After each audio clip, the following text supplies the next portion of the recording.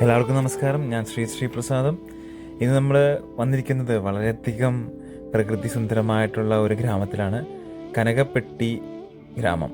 അവിടെ ഒരു ആശ്രമമുണ്ട്, കനകപ്പെട്ടി മൂട്ടസിദ്ധരുടെ ആശ്രമം.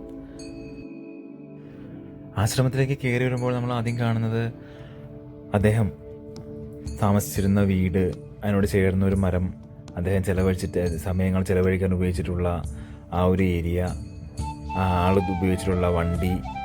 അപ്പോൾ വളരെയധികം അതൊരു നല്ല രീതിയിലാണ് അറേഞ്ച് ചെയ്ത് വെച്ചിട്ടുള്ളതും കാര്യങ്ങളൊക്കെ. നമ്മളവിടെ ചെന്ന് കഴിഞ്ഞാൽ തന്നെ നമുക്ക് ഭയങ്കര റിഫ്രഷ്മെൻ്റ് ആണ് കിട്ടുക.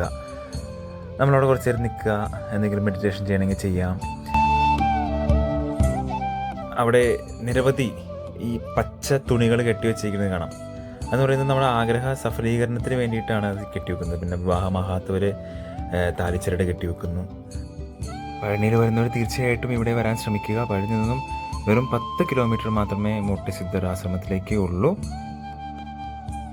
ഒരുപാട് അത്ഭുതങ്ങൾ നടന്നുകൊണ്ടിരിക്കുന്നതുമായിട്ടുള്ളൊരു സ്ഥലമാണ് ഈ ഒരു കനകപ്പെട്ടി മൂട്ടസിദ്ധരുടെ ആശ്രമം.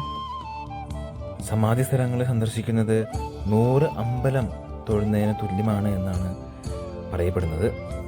സിദ്ധരുടെ വീടും കാര്യങ്ങളെല്ലാം കഴിഞ്ഞ് നമ്മൾ നേരെ ഉള്ളിലേക്ക് വരുമ്പോഴാണ് സമാധി ചെയ്തിട്ടുള്ള ഒരിടം. അന്ന് തിരക്ക് കുറവാണ് എന്നാണ് പറഞ്ഞത്, എന്നാലും നിറയെ ആളുകളുണ്ടായിരുന്നു. അവിടെ നിന്ന് നമുക്ക് ഫീൽ ചെയ്യുന്ന ഒരു എനർജി, അതൊരു പ്രത്യേകമായിട്ടൊരു എനർജി തന്നെയാണ്. ഓരോരുത്തർക്കും ഓരോ രീതിയിലായിരിക്കും അത് നമുക്ക് ഫീൽ ചെയ്യുക. ശരിക്കും ആളവിടെ ജീവിച്ചിരിക്കുന്നുണ്ട് എന്ന് തോന്നപ്പെടും എന്നാണ് എല്ലാവരും പറയുന്നത്. പിന്നെ ഇവിടെ എടുത്തു പറയേണ്ട ഏറ്റവും വലിയ കാര്യമെന്ന് പറഞ്ഞു കഴിഞ്ഞാൽ, വരുന്നവർക്ക് എല്ലാവർക്കും അന്നദാനം അൺലിമിറ്റഡ്. രാവിലെ 7 മണി മുതൽ വൈകുന്നേരം 10 മണി വരെ അൺലിമിറ്റഡ് അന്നദാനമാണ്. അതും എന്തൊരു രുചിയായിരുന്നു ആ ഭക്ഷണത്തിന്. ഇദ്ദേഹമാണ് കനകപ്പെട്ടി മൂട്ടസിദ്ധർ സ്വാമി. അപ്പോൾ ഒരിക്കലെങ്കിലും അവിടെ പോവുക, അവിടുത്തെ എനർജി എന്താണെന്നുള്ളത് ഫീൽ ചെയ്യുക. അപ്പോൾ എല്ലാവർക്കും നല്ലൊരു ദിനം നേർന്നുകൊണ്ട് നിർത്തുന്നു. നന്ദി, നമസ്കാരം.